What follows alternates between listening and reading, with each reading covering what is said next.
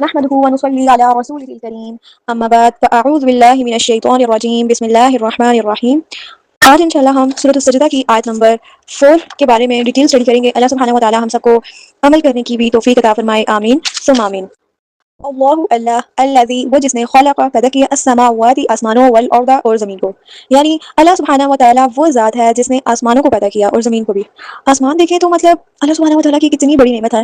ہم اوپر دیکھتے ہیں تو مطلب ایک اتنا ریلیکس فیلنگ آتی ہے نا ہمارے دل میں آسمان کو دیکھ کر. اور دیکھیں اگر یہی آسمان پلرس کے ساتھ طرح سے ہم گھر بناتے ہیں تو گھر کی جو چھت ہوتی ہے سیفٹی کے لیے ہوتی ہے, تاکہ اوپر سے کوئی بھی چیز آ کر گرے تو وہ ہمارے اوپر مطلب ڈائریکٹلی نہ گرے. تو چھت ہمارے لیے بیسیکلی کیا ہے, ایک سیفٹی ہے. لیکن اللہ سبحانہ و تعالی نے آسمان بنائے, کہیں بھی کوئی پلر ہمیں نظر نہیں آتا. امیجن کریں اگر یہی آسمان سب طرف پلرز ہی پلرز ہوتے تو لائک مطلب یہ دنیا پھر ہمیں نا لائک کیسی لگتی ہے. آپ صرف مطلب یہ چیز امیجن کریں اپنی امیجنیشن میں, تو اس میں پھر دیکھ کے ہمیں فیل ہوتا ہے کہ اللہ سبحانہ و تعالی نے ہمارے لیے کتنا کچھ پیدا کیا ہے. آسمان کو دیکھ کر اکثر لوگ جو ہیں وہ بہت خوشی محسوس کرتے ہیں. آسمان پہ کلر ہو گئے, آسمان پہ بادل ہو گئے, تو یہ سب چیزیں جو ہیں وہ ہمیں خوشی بھی دیتے ہیں. اور اس کے ساتھ ساتھ دیکھیں زمین کو بھی اللہ سبحانہ و تعالی نے پیدا کیا. اگر یہی زمین اتنی زیادہ سخت ہوتی کہ ہم اس پہ جو ہے وہ چلتے اور ہمارے لائک ہم سے چلنے بھی نہ ہوتا, اتنی زیادہ سخت ہوتی, یا پھر یہ زمین اتنی زیادہ نرم ہوتی کہ ہم جب چلتے تو ہمارے پاؤں جو ہے وہ زمین کے اندر چلے جاتے, تو پھر کیا زمین پہ رہنا مشکل تھا؟ نہیں.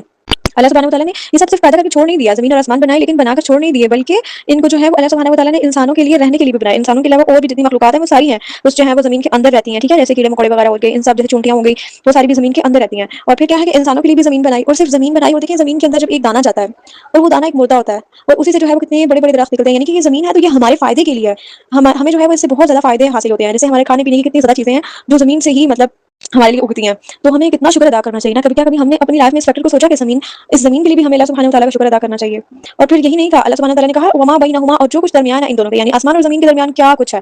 بہت سی چیزیں ایسی ہیں جو ہمیں معلوم بھی ہیں, اور بہت سی چیزیں ایسی ہیں جو اب تک انسانوں کے علم میں نہیں آئی. آپ قرآن پاک میں تو یہ بات ہے, لیکن بہت سی چیزیں ایسی ہیں جو ابھی ڈسکور ہو رہی ہیں کہ فلاں جگہ سے زمین سے یہ چیز, یہ جو ہے وہ اینیمل یا کوئی بھی کیا کہتے ہیں انسیکٹ وغیرہ یہ نکلا ہے. اس طرح کی بہت سی ڈسکوریز جو ہیں وہ ابھی ہو رہی ہیں. تو مطلب کتنی خوبصورت اللہ سبحانہ و تعالی کا نا اس آیت میں تعارف بتایا جا رہا ہے کہ آسمانوں کو بھی پیدا کیا, زمین کو بھی پیدا کیا, اور جو کچھ ان کے درمیان ہے کیا کچھ ہے. ہمارا علم, انسان کا جو علم ہے نا وہ محدود ہے, انسان سب چیزیں نہیں جانتے, لیکن اللہ سبحانہ و تعالی ہر چیز جانتے ہیں. وہ کہتے ہیں نا کہ ایک کالی رات میں کالے پتھر پہ اس کے اندر جو ہے وہ کالی چونٹی بھی ہونا, تو اللہ سبحانہ و تعالی کو اس کا بھی علم ہے, اور اللہ سبحانہ و تعالی اس کو بھی رزق دیتے ہیں.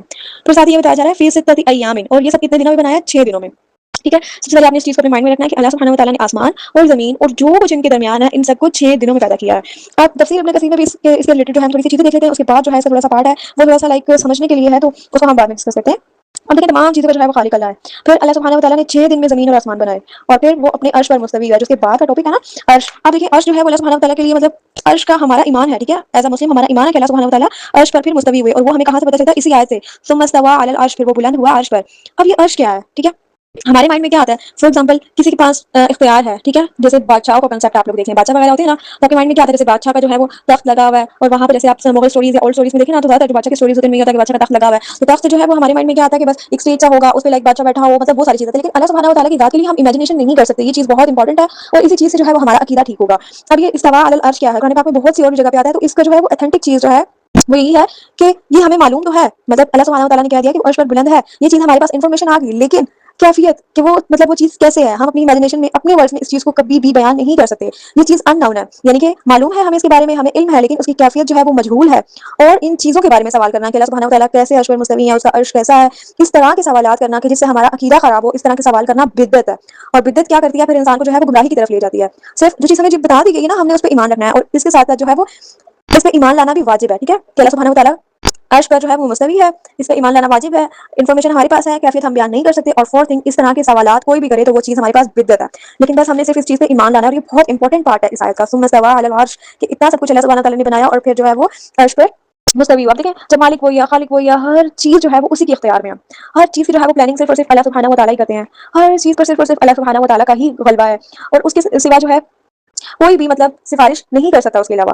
اب دیکھیں اس کا جو نیکسٹ پارٹ ہے نا, مالکم من دونہ من ولی ولا شفیع, نہیں تمہارے لیے اس کے سوا کوئی دوست اور نہ کوئی سفارشی.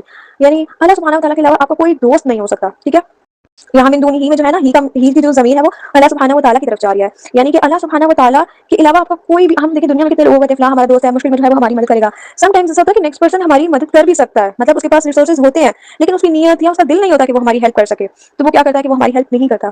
تو پھر جب دنیا میں انسان سب طرف مایوس ہوتا ہے, تو پھر وہ کہاں جاتا ہے, اللہ تعالی کی طرف. جبکہ ہونا کیا چاہیے کہ سب سے پہلے اللہ سبحانہ و تعالی کو جو ہے, سب سے پہلے اللہ سبحانہ و تعالی کو پکارنا چاہیے.